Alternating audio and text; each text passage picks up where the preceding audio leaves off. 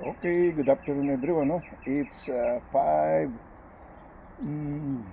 almost 38 in the afternoon, 5:38 in the afternoon. Okay? Today is the Holy 20,026, the Holy 6 months of June 17. June 17, okay? So kararating ko lang, galing doon sa ating sideline, no? Uh, at least bumilang ng oras. Hindi ko alam kung oras ang uh, labanan o hindi ko maintindihan, okay? Pero pinagkakatiwala ko sa Diyos kung anong kaloob niya, okay? So once again, Lord God, here I am again to serve you, to communicate to you by your gospel word, by your holy grace, with your mercy and glory and provision, everything that you can do it for me. Give me more knowledge and wisdom to learn all things that I have to learn from you, not only from myself, but your will be done. Thy will, your will be done, Lord God. Lord, thank you for yesterday, today, and tomorrow, for another day in our second minutes, our days, week, month by month, year by year, that you allow us to be here with our loved ones, no? Family, heart, relatives, and friends, no?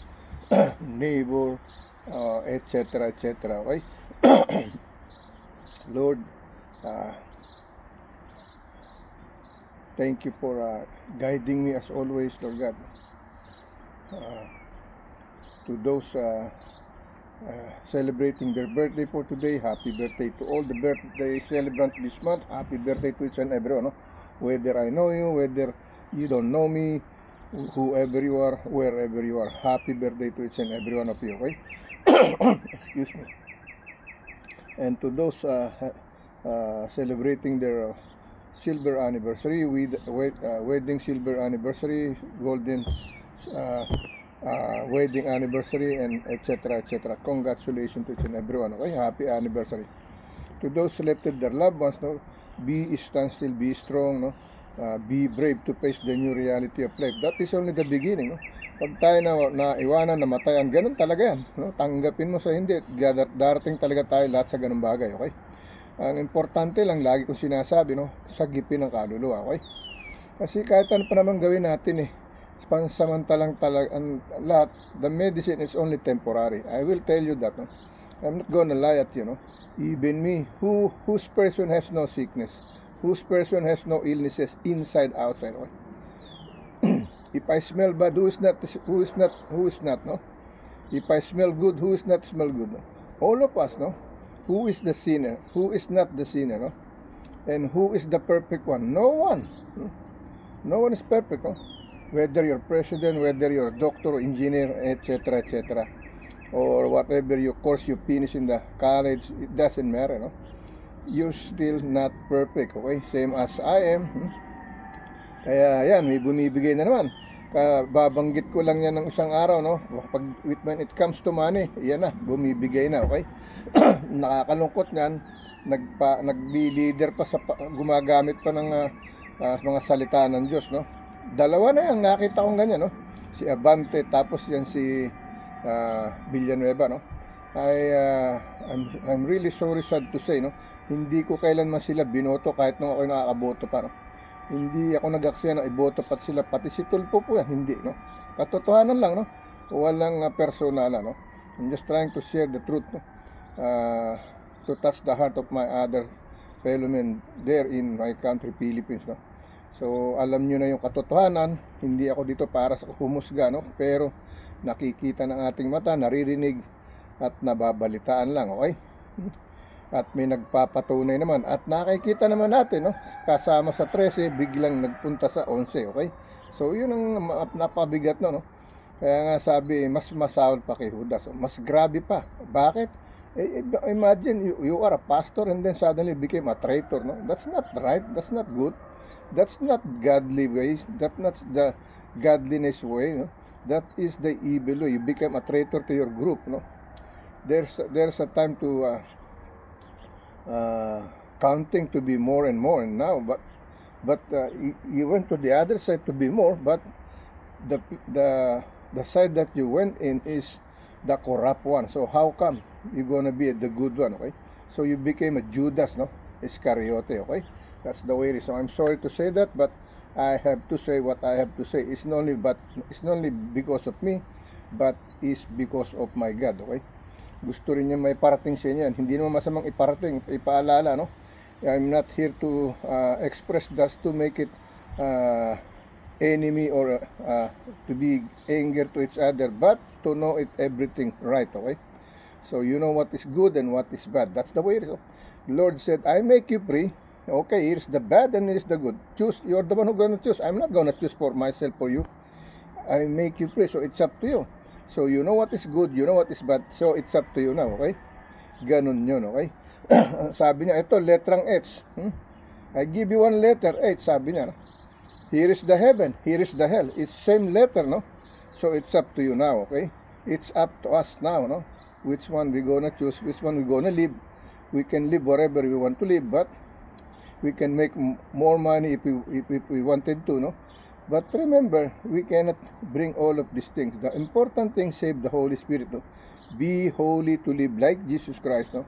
Walk with Him, live like Him, take our cross and follow Him. That's the very simple, no? And then do repentance, ask forgiveness, surrender all your sins, and be ready to receive the Holy Spirit together with our Holy Ghost, no? To dwell it in our body as a church, as a temple, as the storehouse of His precious gospel word of God. Iyan ang katotohanan. Tanggapin nyo at hindi, katotohanan yan, okay? Masakit talikuran ng katolikong sambahan. It's true, no? Ako kasi unang nasaktan dyan, okay? Yung iba naman, nasa Kristiyano, Christian pero ang ugali Catholic pa rin, okay? Kristiyano ka, nagsusuot ka ng cross. So, ibig sabihin, wala kang tiwala sa Diyos. Nagtitiwala ka pa doon sa cross mo. Mas pinagmamalaki yung cross mo. Diyan nga pinako si Kristo, no? Ibig sabihin, diyan pa nga siya pinarusahan, no? So, bakit mo kailangan Diyosin yung cross? Yan nga sinasabi nung una. Pero ako, gumawa pa ako ng cross ng una, no? Para lang sa paniniwala ng iba. Sa paniniwala ko din. But when I found out the truth in the book of Bible, I turned back. No? I turned back. I surrender everything to the Lord God, no? Because He showed me the truth and the life, no? How to live in the earth, okay? That's the way it is, no? Pinatagpuan niya sa akin kung alin ang katotohanan at ang hindi katotohanan, okay? Now, narito ko para ibunyag sa inyo ang totoong katotohanan, okay?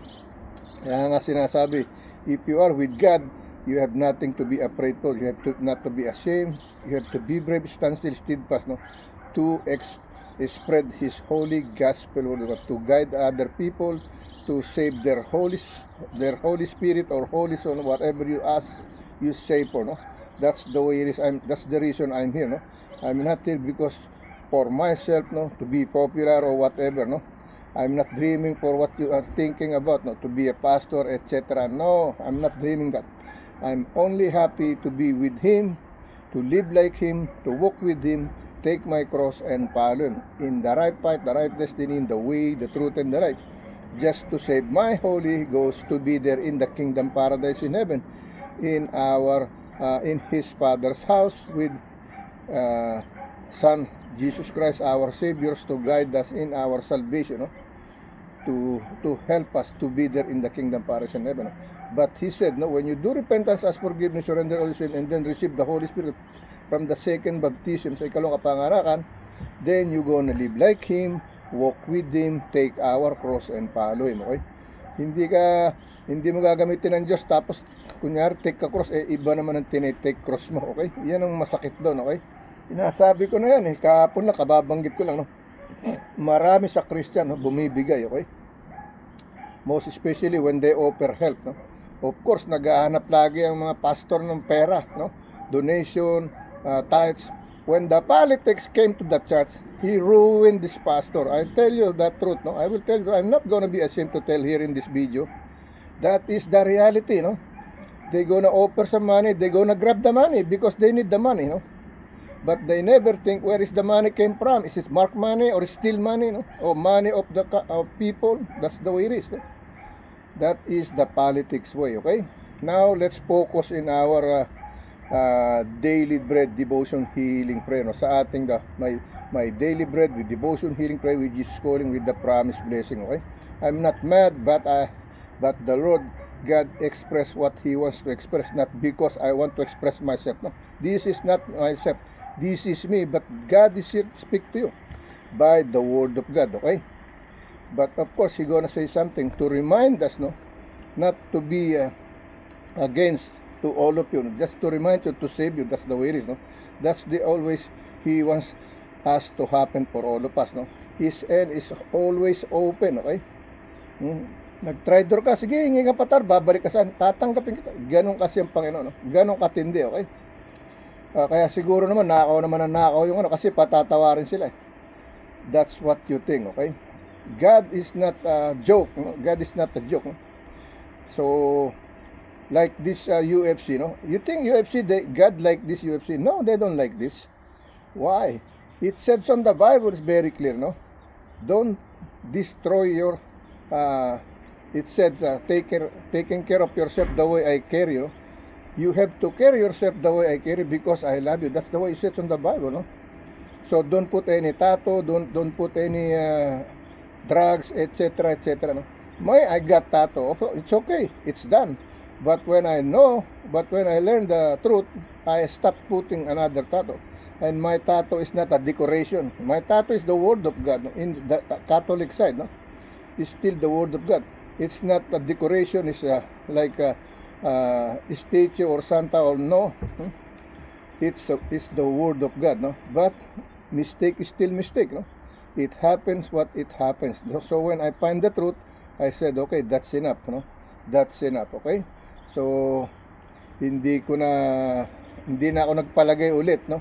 Tinigil ko na. Yan ang totoo niyan, okay? Now, let's focus to our message, no, from the Holy Gospel Word, from the Holy Book of Bible, no, mula sa ating Panginoon Diyos. No? Let us pray, no? Lord God, once again, here I am again, Lord God, no, to express what you want me to say over here, not because I wanted to, Lord God. Everything I said, so I leave it to you, no? Now you can use me, you can express what you want me to be, not because for myself, but because of you, with your Holy Spirit, with my Holy Ghost together, to spread your holy gospel word of God with the good message from your holy book of Bible, Lord God. In your holy mighty name, Jesus, amen. Lord, please always guide us, protect us, make us safe, healthy, strong with all our loved ones, family, heart relatives, and friends. Lord, I include each and every one, no? All kind of nationality, all kind of religion, all kind of citizen, whether they're good or bad, from president to the lower civilian person, from rich to the poor. I include each and every one in this daily bread with devotion, healing prayer, with your calling, with Jesus calling, with the promised blessing. The promised blessing is the earth that I was been sitting, running, sleeping, eating, traveling, driving, no? That's the only you promised from us, Lord.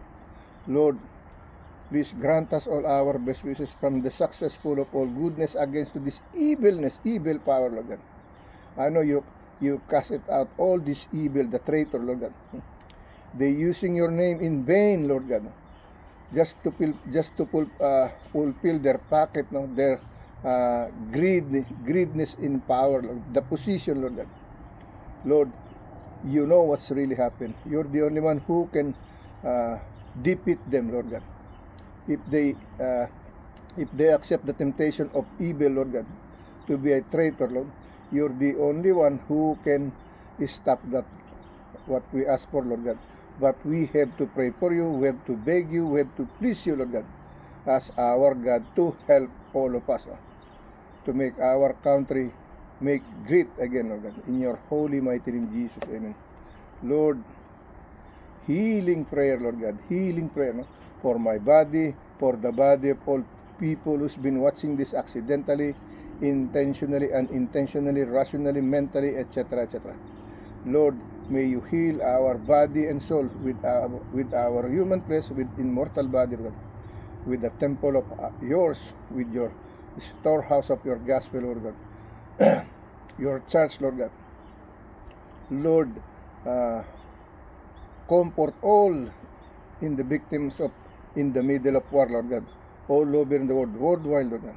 Lord, heal the world, included all of us. In your holy mighty name, in the name of your Father Almighty, and your Son Jesus, with the Holy Spirit, in truly one Spirit, one God. In Jesus' name that we always call and pray, amen and amen. Okay? Ang sabi sa Bible, di ba? If you see me, you see the Father. If you see the Father, you see me. It's very clear, no? So when you see Jesus Christ, when you see the Father, you see the Holy Spirit, because it was the Holy Spirit is with them, okay? That's the way it is, okay? Now let's go to read dito tayo sa Galatians, no? Chapter 2 verse 17 to 21, and then Galatians chapter 6 verse 14 to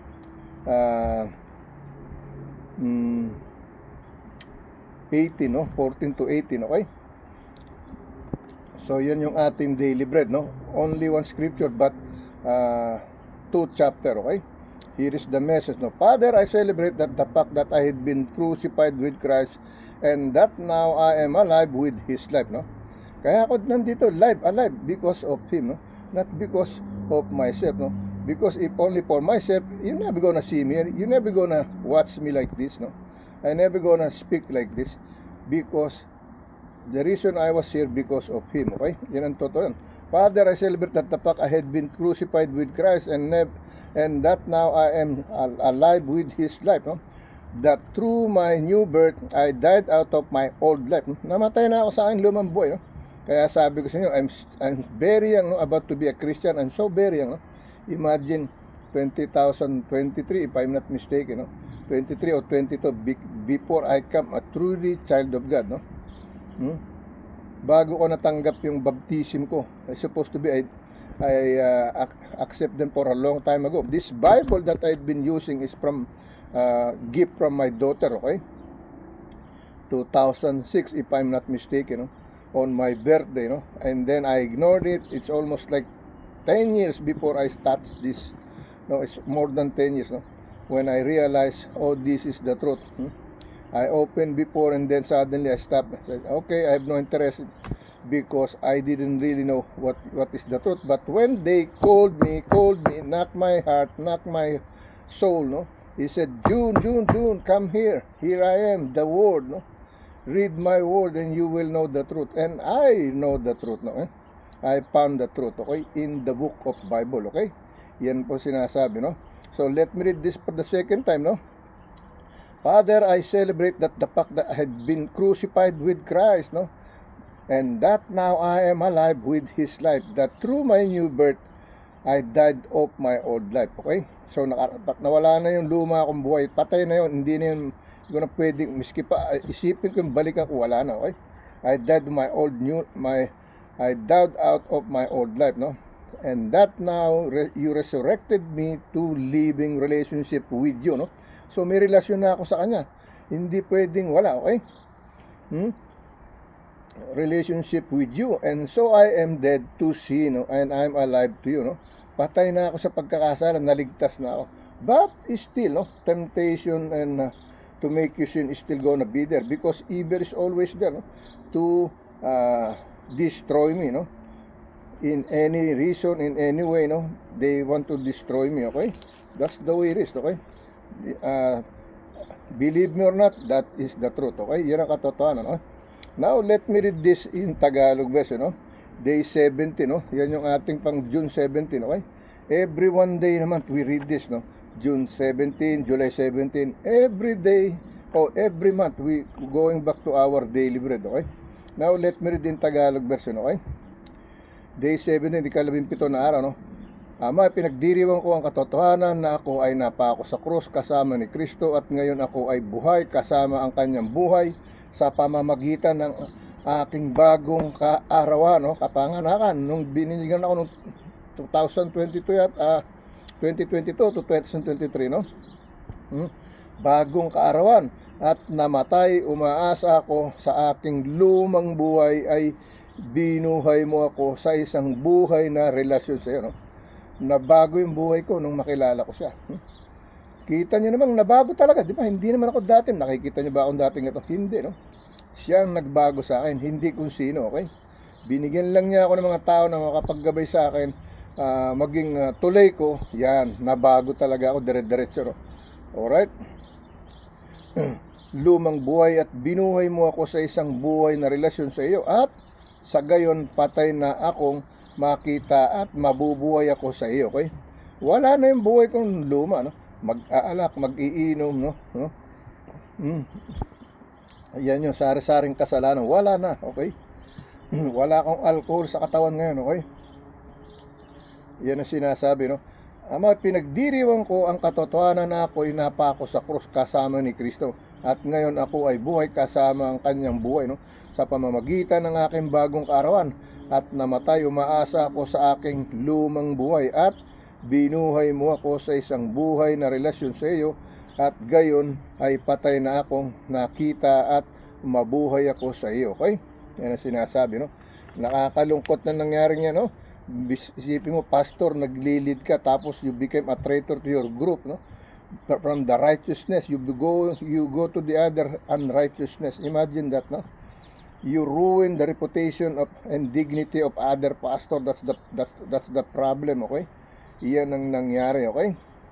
Now, let me read Galatians chapter 2, verse 17 to 21, okay? Here is the message, no? But if, no, while we seek to be justified by Christ, we ourselves also are found sinners. Is therefore Christ the minister of sin? God forbid, okay? Verse 18, no? For if I build again the things which I destroy, no, I make myself a transgressor, no? Verse 19, no? For I through the law I'm dead to the law, that I might live unto God, no? Okay? Verse 20, I am crucified with Christ, nevertheless I live, yet not I, but Christ liveth in me. And the life which I now live in the flesh, I live by the faith of the Son of God, who loved me and gave himself to me. Okay? Yan din yung sa halos sa John 3:16, no? For God so loved the world that he gave his only begotten Son, that whosoever believes in me should not perish but have everlasting or eternal life, no? Halos ito yan, no? I am crucified with Christ, nevertheless I live, yet not I, but Christ liveth in me, no? In the life which now I live in the flesh, I live by the faith and the Son of God, who loved me and gave himself for me, no? Kaya ako napunta rito, binigay niya yung sarili niya sa akin, no? Kasi kung hindi, wala pa rin ako sa kanya, okay? Verse 21, no? I do not prostrate the grace of God, no? For if righteousness come by the law, then Christ is dead in vain, okay? Yan ang sinasabi, no? Okay? Basahin natin sa Tagalog version, okay? Tagalog version, Galatia, pahina 2, versikulo 17 hanggang 21, no? Ngunit kung samantalang ating pinagsisikapan, no, na tayo'y ariing ganap kay Kristo, ay tayo rin naman ang nangasusumpong mga makasalanan. Si Kristo baga ay ministro ng kasalanan, huwag nawang mangyari, okay?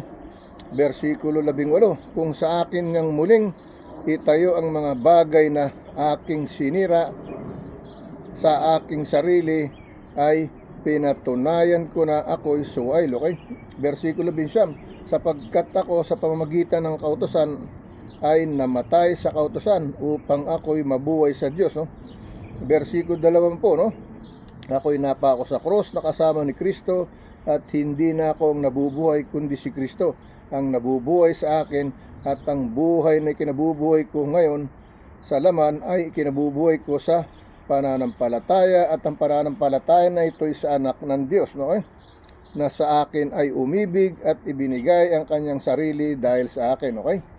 Versikulo 21, hindi ko niwawalan ng halaga ang biyaya ng Diyos, sapagkat kung sa pamamagitan ng kautusan ay ang katuwiran, kung gayo si Kristo ay namatay ng walang kabuluhan, okay? Now I will post this video and then come back, okay? Okay, let's continue to read in Spanish, no? Galatas Kapitulo 2, versikulo 17 hanggang 21 sa Spanish, okay? Basahin natin sa Spanish, no?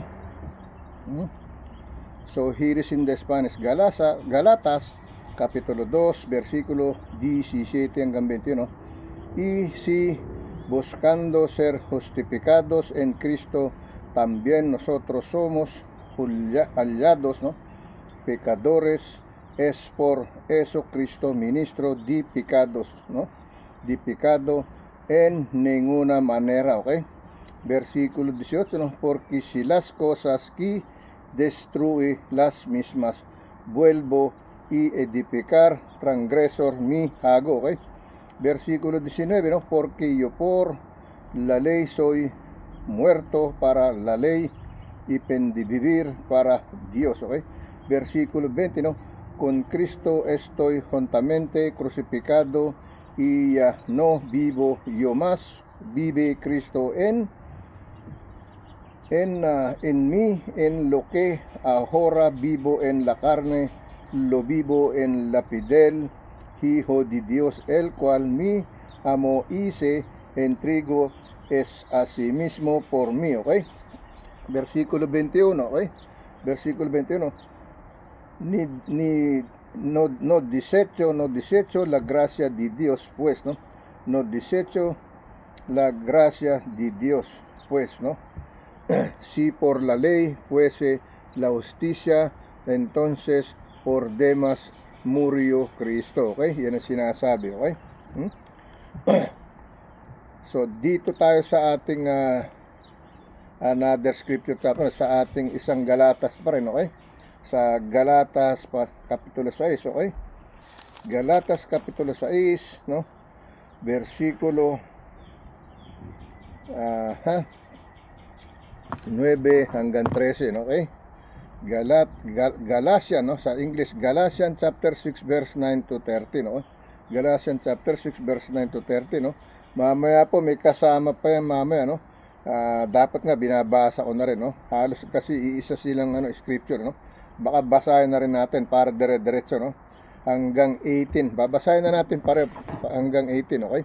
Total, magkasama naman sila sa isang page, no? Isasama na natin sa daily bread, okay? So, yung ating Galatians chapter 6 verse 9 to 18, okay? 9 to 18, alright? Pagsasama natin dalawang chapter na nakuha ko, isang scripture pero probably maybe 10 verses or more, okay? Here is the Galatians chapter 6 verse 6. Galatians chapter 6 verse 9 to 18, verse 9 to 18, okay? Here is the message, no? Here is the message, okay? And let us not be weary in well, no? Doing, for in due season well shall reap if we faint not, okay? And let us not weary in well doing, for in due season we shall reap if we faint not. Verse 10, no? As we have therefore opportunity, let us do good unto all men, no? Especially unto them who are of the household of faith, okay? Ano sinasabi, no? Verse 11, no? Ye or you see how large a letter I have written unto you with mine own hand, okay? Verse 12, no? As many as desire to make a pair, no? Show in the flesh, they constrain you to be circumcised, only lest they should suffer persecution for the cross of Christ, okay? Verse 30, no? For neither they themselves who are circumcised keep the law, but desire to have your circumcised, no? That they may glory in you, in your flesh, okay? Verse 40, no? But God forbid that I should glory, save in the cross out of the Lord Jesus Christ, by whom that word is crucified, no? Unto me and I unto the world, okay? Verse 50, no? For in Christ Jesus neither circumcision availeth anything, nor uncircumcision, but a new creature, okay? Verse 16, no? As many as walk according to this rule, no? Peace be on them, and mercy and upon the Israel of God, no? Verse 17, from henceforth let not man trouble me, for I bear in my body that marks of the Lord Jesus, no? Verse 18, brethren, the grace of our Lord Jesus Christ be with your spirit, amen, no? Yung grasya ng Panginoon sa ating kaluluwa, ibig sabihin, be our spirit, okay? It said, brethren, the grace of our Lord Jesus Christ be with your spirit, no? Amen, okay? Basahin natin sa Tagalog version, okay? Mga taga-Galacia, paina 6, versikulo 9 hanggang 18, okay? Mamaya natin sa susunod na video natin basahin yung Spanish, medyo mahaba, okay? So dito tayo sa Tagalog version, mga Galacia paina 6, versikulo siyam hanggang 18. Dalawa yung nakuha ko yung pinagsama ko na kasi isa naman silang scripture, okay? Isang pahina, okay? Pahina 6, okay? Mga taga-Galacia, pahina 6, versikulo 9 hanggang 18, okay? At huwag tayong mapapagod sa paggawa ng mabuti sapagkat sa kapanahunan ay magsisipag-ani tayo kung hindi tayo mga hihimagot, okay? Versikulo 10, kaya nga samantalang tayo may pagkakataon, no, ay magsigawa tayo ng mabuti sa lahat at lalong-lalo na sa mga kasambahay sa pananampalataya, no. Versikulo 11, no, tingnan ninyo kung gaano kalaking mga titik, no, ang isinulat ko sa inyo ng aking sariling kamay, no, okay? Versikulo 12, no, iyong lahat na may ibig magkaroon ng isang mabuting anyo sa laman ay siyang pumipilit sa inyo na mangagtuli upang huwag lamang silang pag-usigi, no, dahil sa krus ni Kristo, okay? Versikulo 13, sapagkat yaon mang nangatuli na ay hindi rin nagsisitupad sa kautusan, ngunit ibig nilang kayo'y ipatuli upang sila'y mga mapuri sa inyong laman, okay? Versikulo 14, no, dadapat malayo nawa sa akin ang pagmamapuri maliban sa krus na ng ating Panginoon, no, Jesucristo, nasa pamamagitan niya ay ang sanglibutan ay napako sa krus, sa ganang akin ay ako'y sa sanglibutan, okay? When Christ allowed himself to nail on the cross, no, he can fight if he wants, no. Nobody can nail him because he is the creator, he is the powerful one, okay? But he let them do it. Why? Just to fulfill the work, to finish everything, just to save all of us, no? All of us, okay? But we are so stubborn, that's why, okay? Dadapat malayo nawa sa akin ang pagmamapuri maliban sa krus, no? Maliban na sa krus ng ating Panginoon Jesucristo, na sa pamamagitan niya ang sanglibutan ay napako sa krus, sa ganang akin ay ako sa sanglibutan. Versikulo 15, sapagkat ang pagtutuli ng walang anumang, kahit man ang di pagtutuli, kundi ang bagong nilalang, okay? The new creature, the new to be born again, yun ang importante, okay? Okay? The second baptism, ibig sabihin, okay? No? At ang lahat ng nagsisilakad ayon sa alituntuning ito, kapayapaan at kaawaan nawa ang sumakanila at sa Israel ng Diyos, okay? Versikulo 17, okay? Buhat ngayon sino man ay huwag bumagabag sa akin, no? Sapagkat dala kong makalimbang sa aking katawan ang mga tanda ni Jesus, okay? Versikulo 18, mga kapatid, ang biyaya ng ating Panginoon Jesucristo ay sumainyo nawang Espiritu, siya nawa, okay? Iyan po yan. Let's go to our second video and then we gonna read in Spanish, okay?